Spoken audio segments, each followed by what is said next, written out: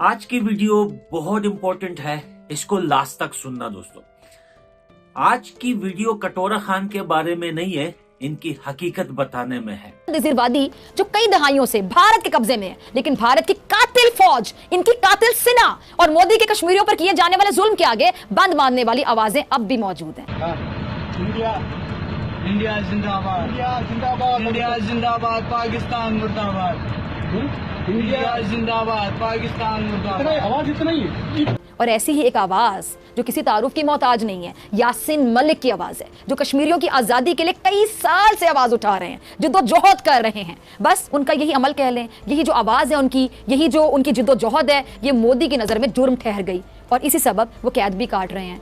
लेकिन मोदी ने जब ये देखा कि मकबूजा कश्मीर के रहनुमाओं को जबरदस्ती जेल में डालने के बावजूद भी कश्मीरियों में आजादी का जज्बा तो कम नहीं हो रहा, बल्कि बढ़ता चला जा रहा है और ज्यादा ये ठाटे मारने लगे तो रुक, तेरे को बताते, तेरी माँ की चुत तेरी, रुका।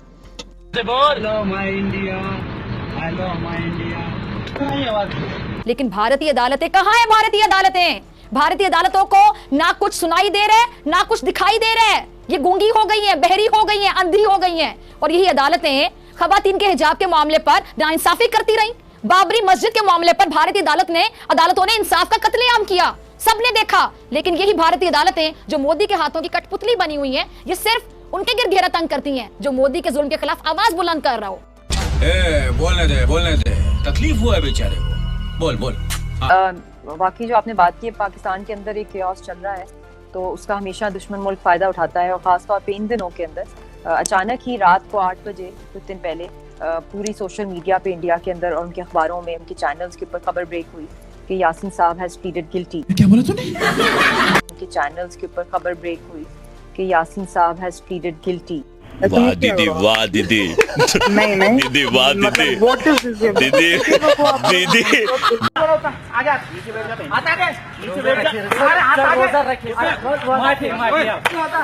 जोर से बोल, हिंदुस्तान की जय।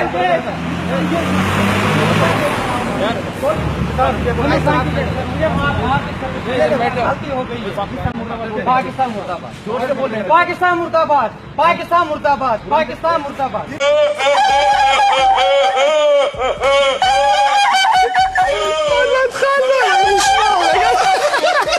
पता है, और ऐसे में हुकूमत के लिए यकीनी तौर पे मजीद मुश्किलात ही खड़ी होंगी ना। अच्छा नाज़रीन, अब जरा बात करते हैं पड़ोसी मुल्क के मजालिम की। और जहां जुल्म का जिक्र आ जाए वहां पे नरेंद्र मोदी का नाम ना हो, कैसे हो सकता है? ये कैसे मुमकिन हो सकता है? नरेंद्र मोदी के शर से कोई भी महफूज नहीं है। नरेंद्र मोदी अपने खिलाफ उठने वाली आवाजों को दबाने के लिए इदारों का इस्तेमाल करता है और यहां तक के इंसाफ की अदालतों को भी अपने इशारों पर नचा रहा है ये शख्स जिसका नाम है नरेंद्र मोदी। मोदी इंसाफ का गला घोंटने के लिए अदालतों का बेपनाह इस्तेमाल कर रहा है। अब मकबूजा कश्मीर की जन्नत नजीरवादी जो कई दहाइयों से भारत के कब्जे में है, लेकिन भारत की कातिल फौज, इनकी कातिल सेना और मोदी के कश्मीरियों पर किए जाने वाले जुल्म के आगे बंद मारने वाली आवाजें अब भी मौजूद हैं। और ऐसी ही एक आवाज जो किसी तारुफ की मोहताज नहीं है, यासीन मलिक की आवाज है, जो कश्मीरियों की आजादी के लिए कई साल से आवाज उठा रहे हैं, जिद्दोजहद कर रहे हैं। बस उनका यही अमल कह लें, यही जो आवाज है उनकी, यही जो उनकी जिद्दोजहद है, ये मोदी की नजर में जुर्म ठहर गई और इसी सबब वो कैद भी काट रहे हैं।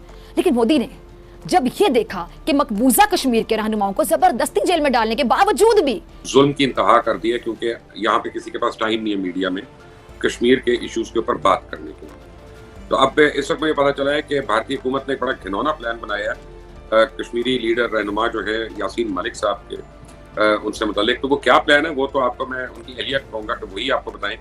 मुझे ज्वाइन कर रही है स्पेशली वीडियो लिंक के ऊपर मोहतरमा मिशाल मलिक साहिबा। मिशाल, अस्सलाम वालेकुम। जी वालेकुम सलाम। जी मिशाल जी, मुझे ये बताइएगा कि क्या हो रहा है यासीन मलिक साहब के साथ? मैंने सुना है कोई बड़ी डिस्टर्बिंग न्यूज़ आ रही है मुझे अंदर से। जी बिल्कुल, वाकई जो आपने बात की है, पाकिस्तान के अंदर एक केओस चल रहा है, तो उसका हमेशा दुश्मन मुल्क फायदा उठाता है। और खासतौर पे इन दिनों के अंदर अचानक ही रात को 8 बजे कुछ दिन पहले पूरी सोशल मीडिया पे इंडिया के अंदर और उनके अखबारों में, उनके चैनल्स के ऊपर खबर ब्रेक हुई कि यासीन साहब has pleaded guilty before the NIA Delhi courts. तो फिर कश्मीरियों में आजादी का जज्बा तो कम नहीं हो रहा, बल्कि बढ़ता चला जा रहा है और ज्यादा ये ठाटे मारने लगे। तो फिर भारतीय हुकूमत ने यासीन मलिक जैसे निडर, बहादुर और आजादी के लिए मोदी जैसे जालिम हुक्मरान से जंग लड़ने वाले अजीम इंसान के खिलाफ अदालत का इस्तेमाल शुरू कर दिया। जरा खबर सुनिएगा। खबर यह कि जी भारत की जो मुतासिब अदालत है उसने हुर्रियत पसंद कश्मीरी रहनुमा यासिन मलिक को दहशतगर्दी फंडिंग केस में मुजरिम करार दे दिया। और भारतीय मीडिया का यह बताना है, भारतीय मीडिया का, कि यासिन मलिक की सजा से मुतालिक अदालत 25 मई को समाप्त करेगी। अब आप देखिए कि भारतीय अदालतें अपने हाथों से इंसाफ का कत्ल कर रही हैं। अब इसी तरह अदालत ने जो भारतीय सियासतदान, टीवी होस्ट, साबिक क्रिकेटर के सितारों के मोहताजी सिद्धू साहब, उनको सड़क पर, जरा सुनिएगा, उनको सड़क पर एक शख्स पर तशद्दुद करके हलाक करने के मुकदमे में 1 साल कैद की सजा सुनाई है। अच्छा जी, भारतीय मीडिया के मुताबिक सुप्रीम कोर्ट ने सड़क पर झगड़े में एक शख्स की मौत के 3 दहाइयों पुराने मुकदमे में भारतीय सियासतदान सिद्धू साहब को 1 साल कैद की सजा सुना दी है। अब आप अंदाजा लगा लें, जरा अंदाजा करें आप कि ये केस इतनी दहाइयों पुराना है, इतने साल पुराना है, लेकिन मोदी के कहने पर अदालत ने सिद्धू साहब को सजा सुना दी। क्यों? क्या वजह है? क्यों बुरे लगते हैं, सर मत्थे से दुखते हैं सिद्धू साहब? जब उसकी तहकीक हुई, उसकी ट्रांसक्रिप्ट निकाली और सारा कुछ पता चला, तो ऑब्वियसली सारा होकस पोकस था। तो ये एक मीडिया ट्रायल उनकी शुरू कर दी गई थी। और उसके साथ साथ आपको याद होगा कि पिछले महीने एक फिल्म वहाँ पे आई है, रिलीज हुई है, कश्मीर फाइल्स के नाम से, जिसको कंप्लीट स्टेट ने जैसे स्पॉन्सर किया है हिंदुस्तान की सरकार ने, और अपना जो झूठा उनका नैरेटिव है कश्मीरी पंडितों के बारे में कि उनका जेनोसाइड किया था कश्मीरी मुसलमानों ने, जो बिल्कुल झूठ है, झूठ पे मबनी थे सारे जो कुछ उन्होंने फिल्म में दिखाया। मगर उसमें तो ये जो मेन पॉइंट था कि जो गवर्नर थे जगमोहन, वो बीजेपी के थी, जिनके दौर के अंदर वहाँ पे एग्जॉडस हुआ था कश्मीरी पंडितों का, लेट 80s अर्ली 90s की मैं बात कर रही। तो उसको लेकर इन्होंने ये फिल्म बनाई, नैरेटिव बनाया, जिसमें हैंग यासीन मलिक कैंपेन चली पूरा पिछला महीना। अब मैं वजह बता देती हूँ। सिद्धू साहब इमरान खान साहब के बहुत बड़े हामी हैं। वो आर्मी चीफ से भी गले मिले, आपको याद होगा, पाकिस्तान के हक में भी बात करते हैं, सच्ची बात करते हैं ना, पाकिस्तान के हक में बात करते हैं। तो नरेंद्र मोदी को क्यों अच्छे लगेंगे सिद्धू साहब? अब ये इनके जराइम थे जिनकी वजह से भारतीय अदालत ने इन्हें सजा सुना दी। लेकिन जहां असल मायनों में जुल्म हो रहा है, वहां भारतीय अदालत का कानून अंधा हो गया, अंधा, कुछ नजर नहीं आ रहा, इन्हें कुछ दिखाई नहीं दे रहा। अच्छा, मोदी के जुल्म की एक और ताजा खबर, जरा वो भी सुन लीजिएगा। भारतीय मीडिया के मुताबिक मध्य प्रदेश में हिंदू इंतहा पसंदों ने मुसलमानों के घरों पर हमले किए और एक मस्जिद को आग लगा दी। हिंदू इंतहा पसंदों के ग्रुपों ने मुसलमानों पर तशद्दुद किया, लूट मार की, मुसलमानों की दुकानें लूटने, मस्जिद नजर आतिश होने के बाद कर्फ्यू नाफिज कर दिया गया।